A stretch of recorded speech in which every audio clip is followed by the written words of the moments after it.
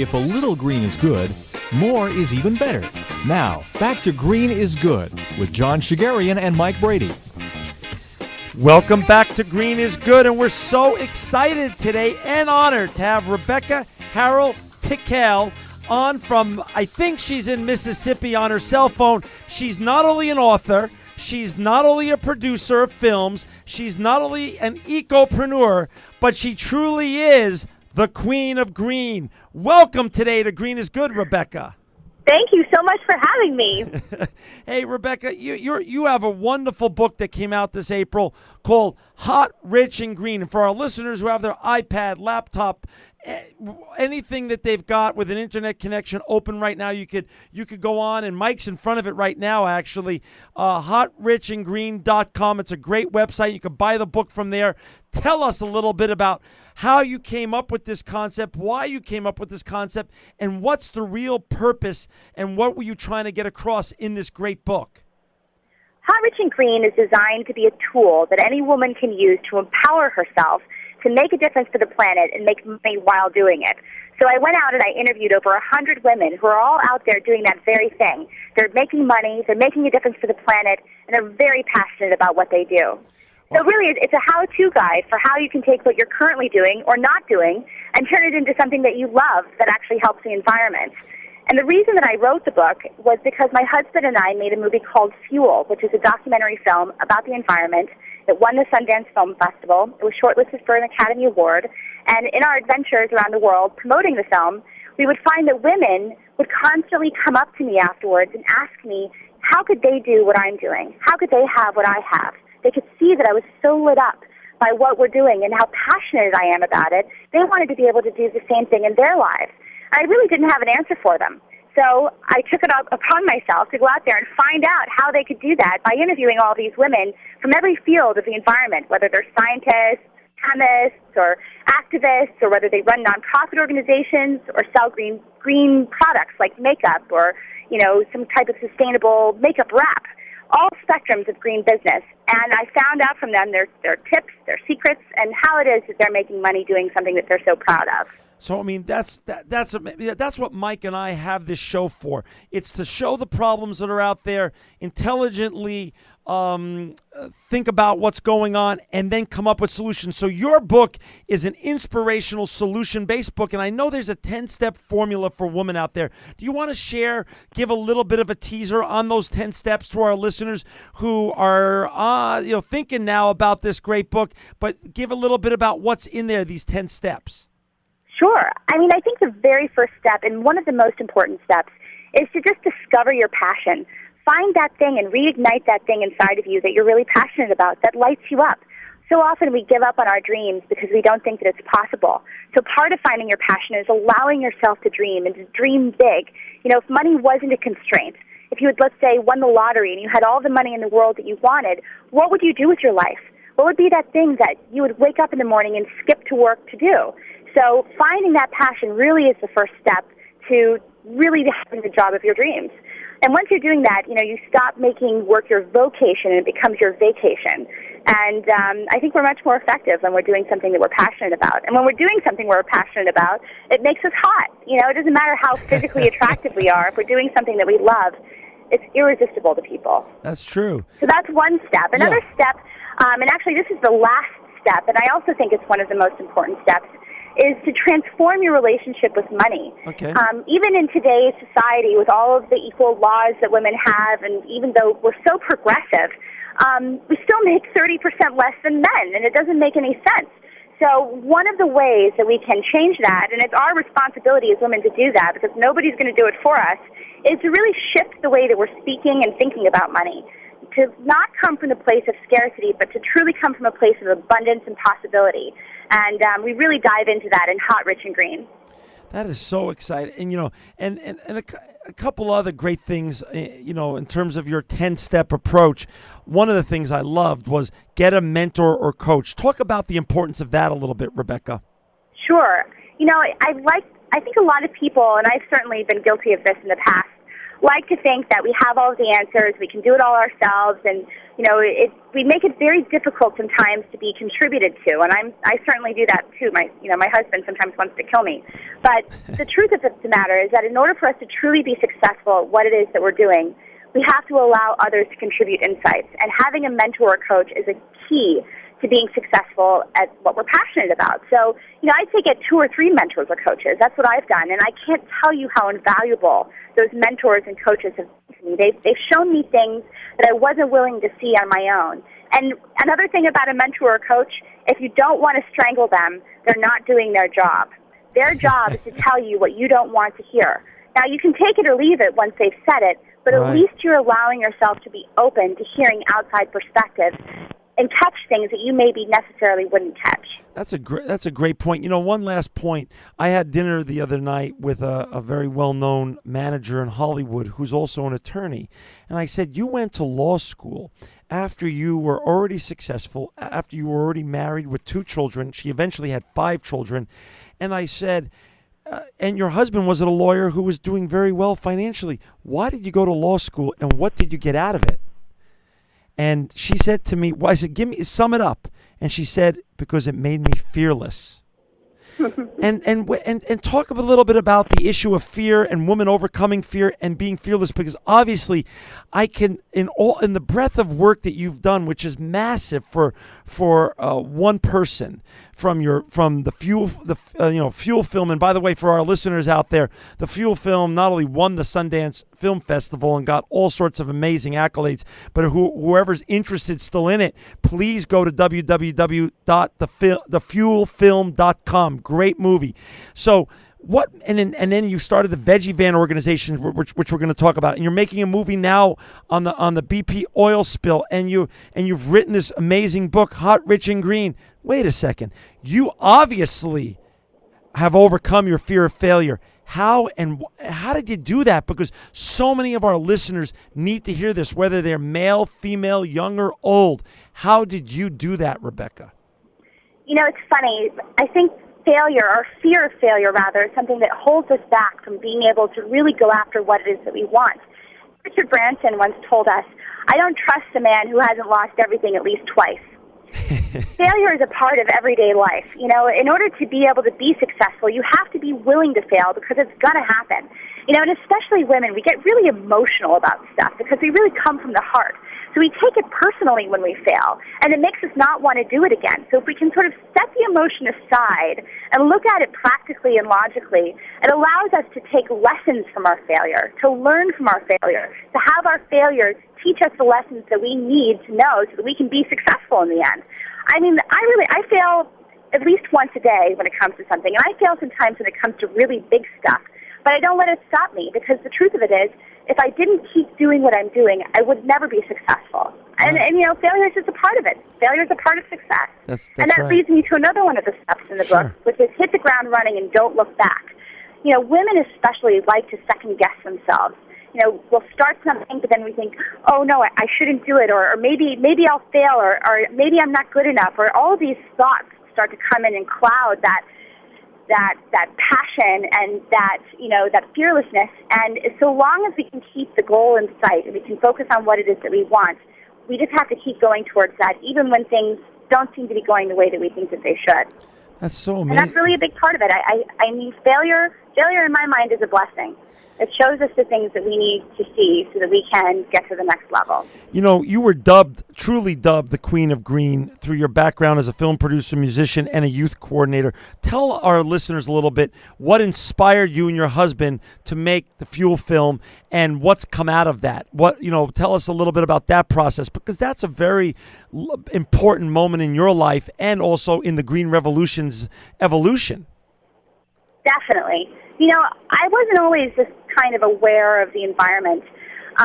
When I was 16 years old, I was sitting with my grandmother watching the Today Show, and Matt Lauer mentioned this guy who was driving the Veggie Van across the country, and his name was Josh Tickell.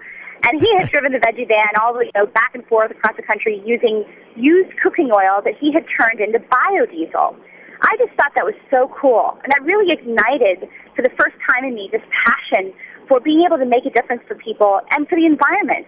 I mean, I'd grown up in nature and I appreciated nature, but I didn't have that same kind of commitment to it that I have today. And seeing Josh and what he had done, it showed me the difference in the power that one person can make on a large group of people.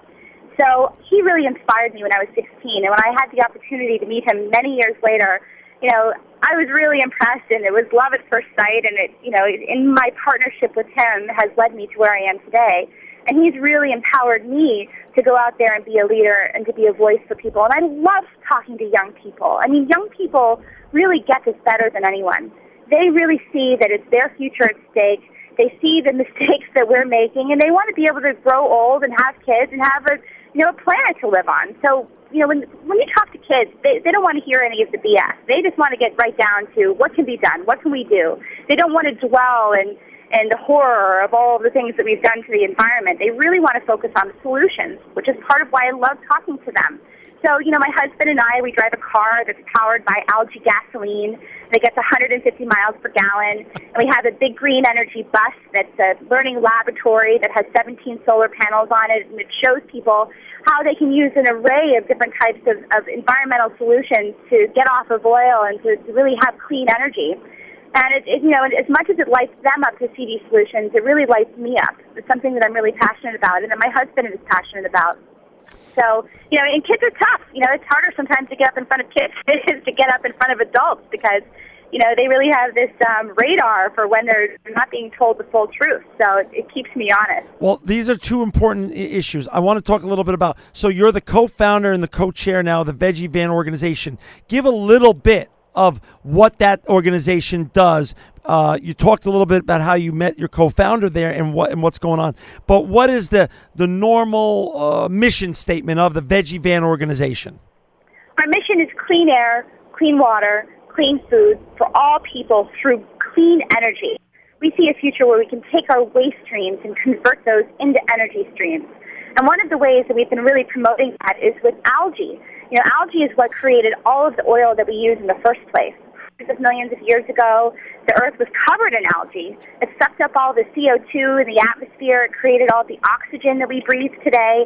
It died. It sunk to the bottom of the ocean floor, and it turned into crude oil that we go and extract out of the ground.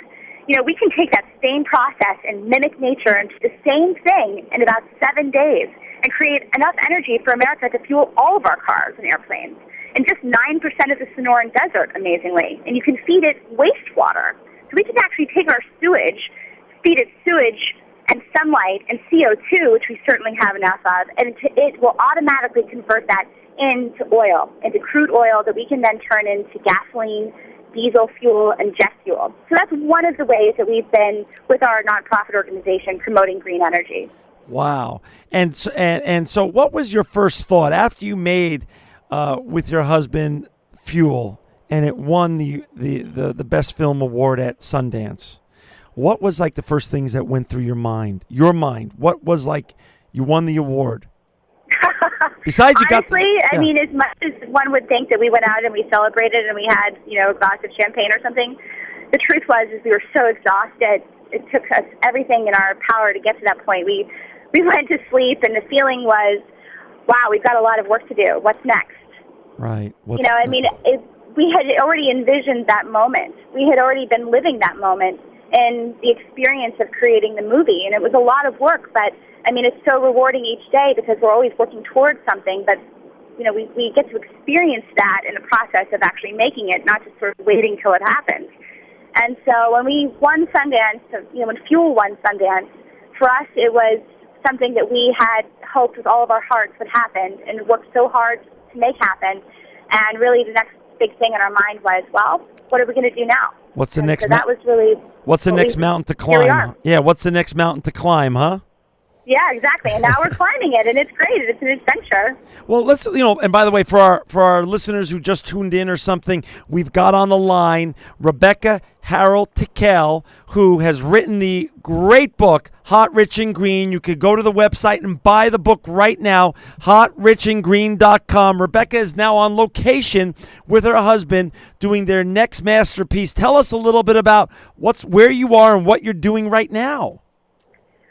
Well, while we were in the process of launching the book, the oil spill happened. And it actually, ironically, happened on Earth Day. The Deepwater Horizon rig exploded on April 20th, and then it sunk and started the spill on April 22nd, which is Earth Day. And when that happened, we had a tremendous outpouring of phone calls and emails from people in our community who really viewed us as being leaders in the green energy movement, especially when it comes to renewable fuel. So it was just too much for us to let this go without using it as an opportunity to make a really big difference to get America off of oil for once and for all. It really does stand to be an opportunity to be the turning point for the United States. We just can't let this be in vain. We just can't let this happen again. So we sat down and we thought, well, what are we going to do now? And we came up with a new documentary that we're filming called Spill. And it is, we've been sort of dealing with a lot of the tragedy of what's happened in the last couple of months. And, of course, we're going to focus on the solutions to this as well. But we've been talking with people that have been impacted by the spill. Just last night we met with the Burkeen family. They lost their son and brother on the rig. And, it's more than ever, as somebody who's passionate about the environment, this, to me, is a wake-up call that we have got to do something to get America off of oil. And, it's interesting because it's almost like, everyone's saying tables and beaches are clean and, but they're back in business and all is well and the oil spill is capped, so let's move on. And, we're just committed that not be the case, that people remember this as being a line of demarcation in history where something catastrophic happened, but we turned it into a moment of opportunity for us as American citizens to really look at a new future and a new way of how we can relate to energy.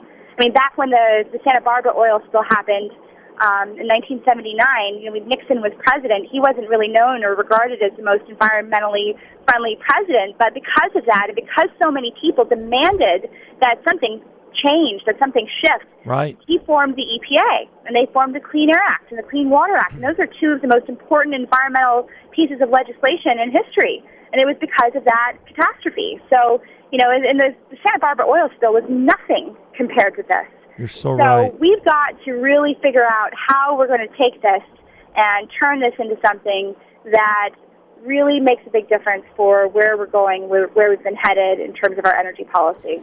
You're so smart, obviously, and wise, and so right. And listen, Mike and I really don't ever make this show a political platform on either side.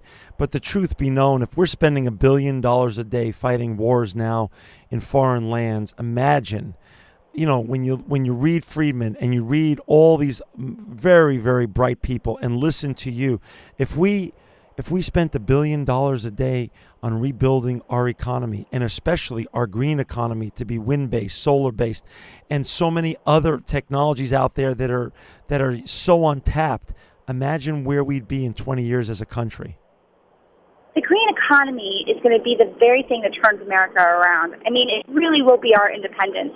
When we can tap the power, the infinite power of the sun, and literally give power to the people. I mean, imagine each community is generating their own power from solar, and there's so many ways that we can harness energy that's not being done right now. But it's going to require systemic change, and it's going to be systemic change starting with each individual as a community making those choices. So, I don't think it's a red issue or a blue issue. I think it's everyone's issue. Well, it and truly all of us are going to have to, regardless of where we stand politically, look at an alternative way and an alternative lifestyle for how we're going to continue doing and living the luxuries that we experience. And I think that we as American citizens, we forget how lucky we are. We forget how fortunate we are. We're in the top 5% of wealthy people on this planet. Just by merely living in the United States, that puts you in the top 5%. And we take it for granted every single day. And we take our right and our freedom of speech for granted every single day. We're so complacent. And I'm really committed to turning that around. If this oil spill had happened off of the coast of California, you better believe that there would be riots in the streets. So, and we don't need riots in the streets, but what we do need is for everyone to come to a consensus that now is the time for us to start implementing green energy solutions. You are so right, and we're so thankful. Mike and I, when we were preparing for the show, we were blown away by everything you've done already. We didn't know. We knew you were on location. We had no idea that it was that you were filming a new documentary with your husband called Spill. And what a wonderful thing to be doing and to keep the fire burning. No pun intended. In terms of not letting it just go away and be swept under the rug. Like, okay, like you just well put. The beaches are clean and the water's fine and everybody back in and it's all good. Let me tell you something. My feet are peeling, and I know that that's terribly gross, but it's because of the chemicals. I was wearing sandals and walking on the beach. Now I have the same condition that so many people down here are experiencing, and that's a mild condition compared to what so many people here are experiencing. I mean, we're headed to Dolphin Island right now, where 180 people are severely sick from the toxins and the pollution that's in the water from the oil spill. And, and it's not the first time that the people down here have experienced this type of pollution. I mean, my husband grew up in it. His mom had 9 miscarriages from the pollution and the water and the fish and the air. So, and all of our oil in the United States is processed down here. Wow. And the people down here live the reality of the impact of that. So, as we're sitting there in California or wherever you are, and you go and you pull up on oil, there is a direct connection to the people down here that are suffering as a result of that. Last night, when I was speaking with Mary Burkeen, who was Dale Burkeen's mom, he was a hero on the rig. He died saving people's lives. The very last thing that she said to me was, please do not let people forget. I love that. That is so... And I promise you this. We're down to the last 2 minutes, and I have one last question for you. But Mike and I promise you we won't let people forget. And what we want to do is when your movie is done and shot and edited and you're about to release, we want to have you back on the show.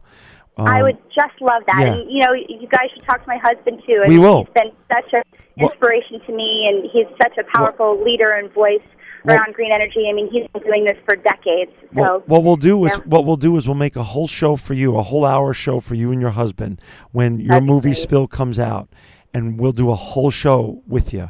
And great. Well, the film's going to come out on Earth Day, the 1-year anniversary of the spill, and we really look forward to coming back. Oh, no, we will. And now we're down to the last minute or so, and this is what I wanted to ask you. Listen, you are amazing, Rebecca. Obviously, you're blessed for so many reasons besides having a great husband. We have so many great listeners out there. They write to Mike and I every week, and they say, I want to be the next Rebecca. Leave us in the last 35, 45 seconds or so with a couple of green pearls of wisdom from you, and we're going to have you back next April, obviously, but share some pearls with people who want to follow in your footsteps. I think the biggest thing, and it's something I mentioned earlier, is just to allow yourself to dream, to allow yourself to visualize the world that you want to live in, and then go after it. Go after it fearlessly and share it with as many people as you possibly can. There's going to be people out there that tell you that it'll never be possible. We went a couple of weeks ago to North Dakota, and we were talking about green energy, and one gentleman stood up and said, it'll never happen. You'll never see it in your lifetime. And, people will come back and they'll say that, and even though I know it's not true because I'm living a green lifestyle, it makes a difference. You just have to trust that people hear you and people get what you're saying, regardless of what they say, regardless of what they do, that it makes a difference. Well, that so well said. And for our listeners out there who've been listening or just joined us a little while ago, you have to go buy Rebecca's amazing book, Hot, Rich, and Green. Please go to her website, www.hotrichandgreen.com. You could also see some of her previous award-winning work at www.thefuelfilm.com. Rebecca, Harrell Tickell, you are hot, and I don't have any photos of you or anything in front of me, but just listening to you, we are so drawn to you, and you already are so rich in how many lives you're touching. You've touched Mike and I today in this just short 22 minutes. Just truly what you and your husband are doing is such important work, and you have more than earned the title, the Queen of Green. Rebecca, your inspiration, you are truly living proof that green is good. Thank you so much for having me on. I'm really honored. This program will be available for downloading in a couple of days from our station's website, keyword podcast. Thanks for listening, and join us again next week at the same time for another edition of Green is Good.